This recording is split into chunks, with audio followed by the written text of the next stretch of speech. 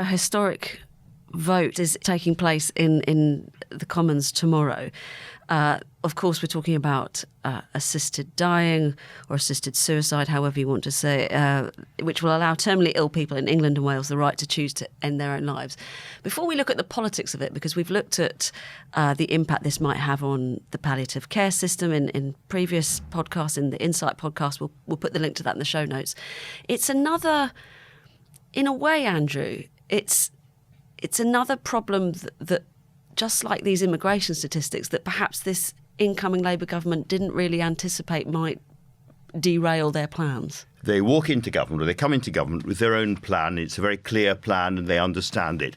And week by week, day by day, stuff comes and hits them from the side and they're knocked off course. And then they have to adjust every time. And, we've seen this with the huge row of the Chagos Islands. We've seen it. We've been talking about immigration. And, of course, we see it with assisted dying, because I don't think anybody expected at the time of the election that so soon there'd be a private member's bill on this subject so contentious.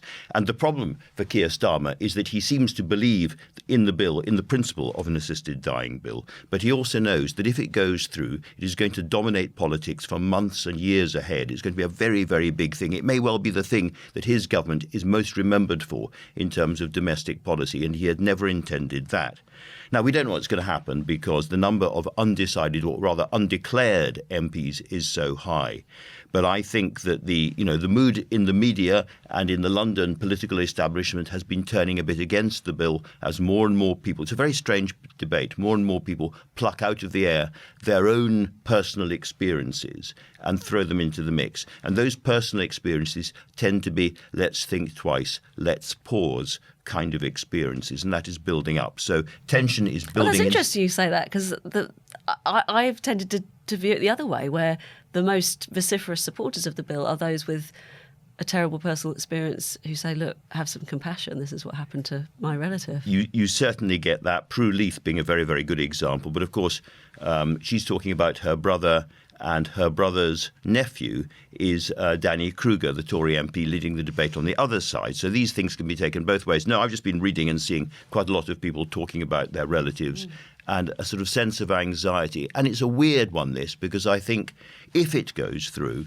then it kind of changes sort of the moral atmosphere of the country. It's like a kind of a gauze, a sort of slightly dark gauze placed across the country where suddenly it becomes possible to die. I'm in favour of the bill, but I think it's going to be very, very difficult. I'm much less certain that it's going through than many people talking in the media. I mean, Rachel, you've been looking at this. There's been some really interesting polling on this week, because it splits the public as well as politicians, doesn't it? It's so fascinating. So More in Common, the research agency, published a big report on this, on public attitudes to the concept, not to the bill itself, but to the principle of assisted dying. And there are a couple of things in there that I found really interesting.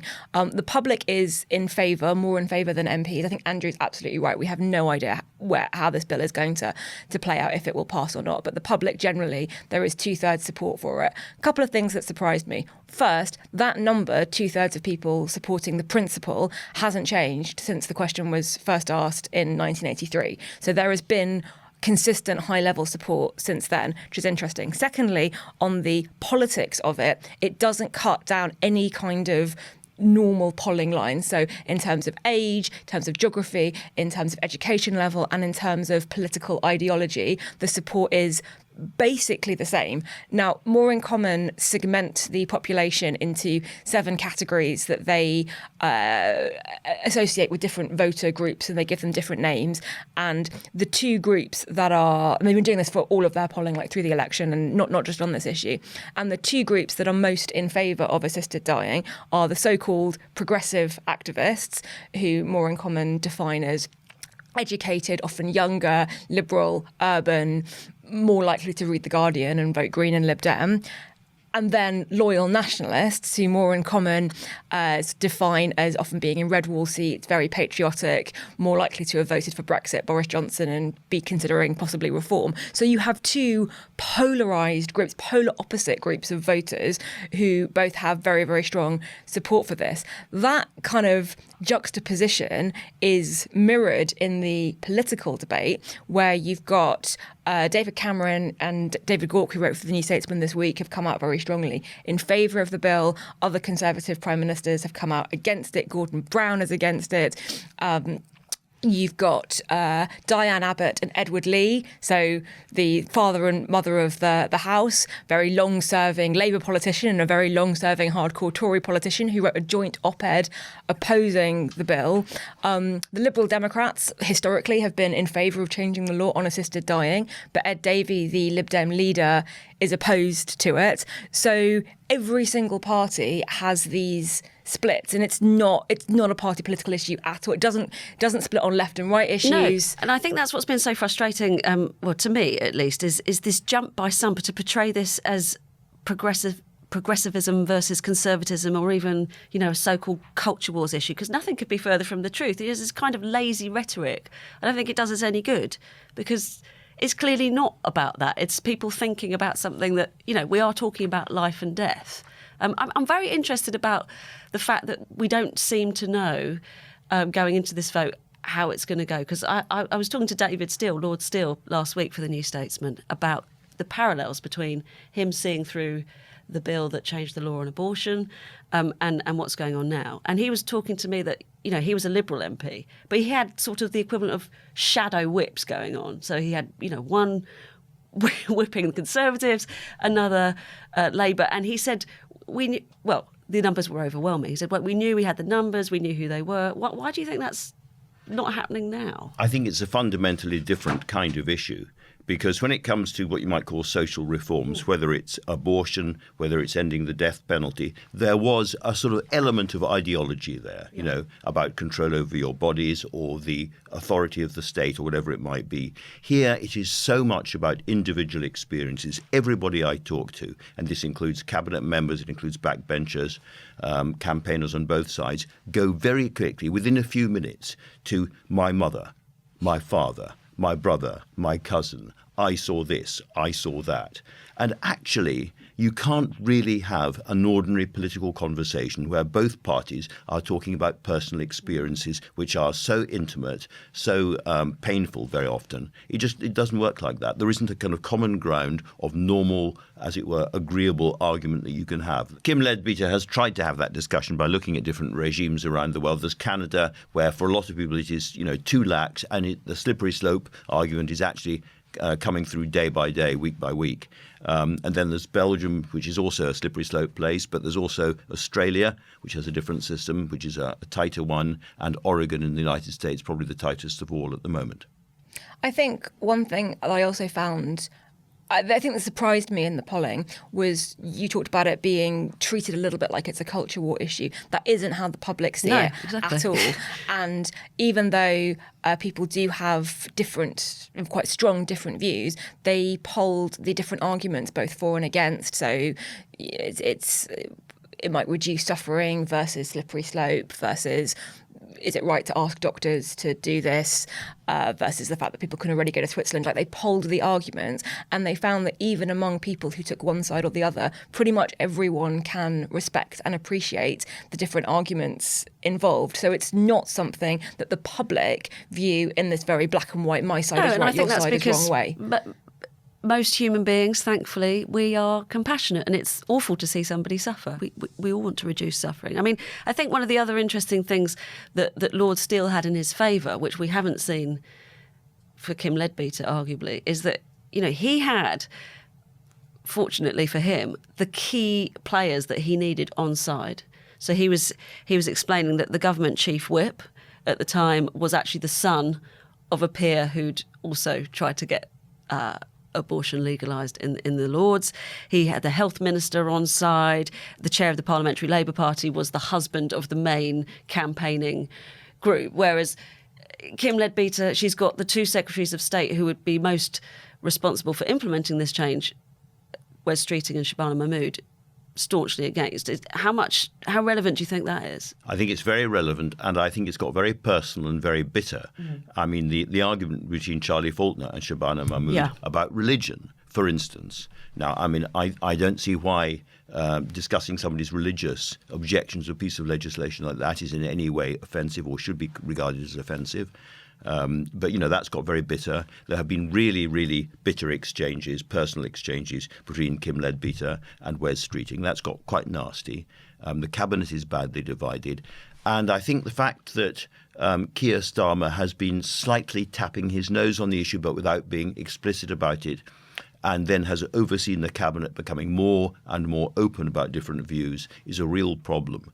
I think, but we know which way he's going to vote, don't we? Well, we'll see. We'll see. I think we do. But at the same time, he's going to vote for something which he thinks is going to make his life as Prime Minister next year much, much harder. So I wonder whether he's going to vote for it, but half hope that it doesn't go through. I want to explore that disagreement, if you like, between Charlie Faulkner and Shabana Mahmood, because do you think it says something wider about our politics, that there's a sort of anybody who holds faith in any religion it's sort of diminished, isn't it? It's seen as lesser. I don't know. I don't think it's diminished. I mean, I think what he was. But it's seen as you should park your faith and allow the rational people almost. Or you could say, if you have faith, we should have a more robust debate. You should be able to have a robust debate about your faith and why your faith is right. It shouldn't be a closed area where, because I'm this, I think that. I think that a lot of the antagonism towards the way religion has been brought into this debate comes from the fact not that it's wrong for people to have faith and for their faith to influence their political views. Of course it is. But from the way that some, and it's very much some, tend to use their faith as a trump card. Well, this is what I believe, and I believe it comes from God, and therefore I have the moral high ground here, and that's the end of the debate. And which is not what Shabana Mahmood, but it is what some of the others have been doing. And I think people who don't have faith find that quite difficult to argue against, because they are saying, I have principles too, I have a moral framework, but my moral framework comes from speaking to people from my own sense of what I believe is right, not from an external deity. And it's very difficult to have a debate between two people who see the terms in a very, very different light. And I don't think there's any issue at all with people who do have faith allowing that to inform their decision. In fact, I think if you're in a position of political power and you do have faith, of course you're going to see it as a duty to act in a way that is compatible with that faith. But there is a slight sense that this is what I believe and therefore you can't challenge me on it, that I think people on the other side feel is not an appropriate way to have a debate in a secular society. I think there is an excessive fastidiousness, frankly, about some aspects of faith going on at the moment. Now, if we look at the history of the Labour Party has been saturated with Christianity all the way through. Johnny Reynolds, for instance, very devout, but he has no problem inside the Labour Party with that. But you take the hint or the suggestion in the House of Commons this week from a Muslim MP that there should be a blasphemy law in this country. He was pretty much clearly asking for a blasphemy law. Keir Starmer did not say, down. absolutely not, this is not the kind of country we are, and he should have done, I think. So I think when it comes to Islam in particular, but also to other minority faiths, for good liberal reasons, if you like, there is an excessive fastidiousness about it. It's one thing to have a country where we have different faiths and we treat all of them with respect. It's a very, very different thing if we start to slip back into a country which treats faith in a completely different legal category from any other belief. How did the letter from senior faith leaders to MPs urging them not to vote for assisted dying go down? Well, the chief rabbi, I read his intervention on it, and that one caused a certain amount of, I think, prickliness, because again, I think people who don't have faith really resent the idea that somebody who does has some kind of moral high ground that they feel that they can impose on them. At the same time, on the other side, around Westminster Station, there are these billboards that have gone up urging MPs to vote for the bill for reasons of dignity of dying, yes, for reasons of compassion, do the humane thing.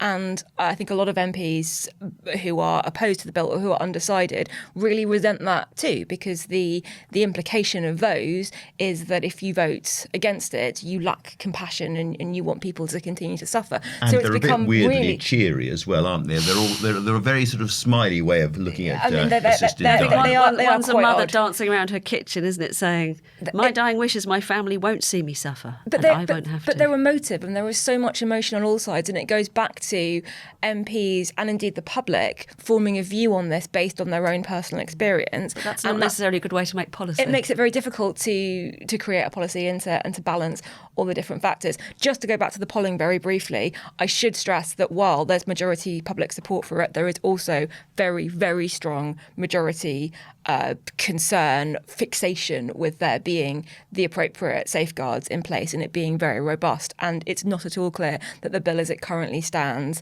matches up with the kind of safeguards that the public expect and in fact demand. So there is a nuanced view on this. I thought it was pretty strong, the safeguarding in the bill. Seems to me to be I don't pretty. know. I'm I mean, not quite sure how they could go a lot further.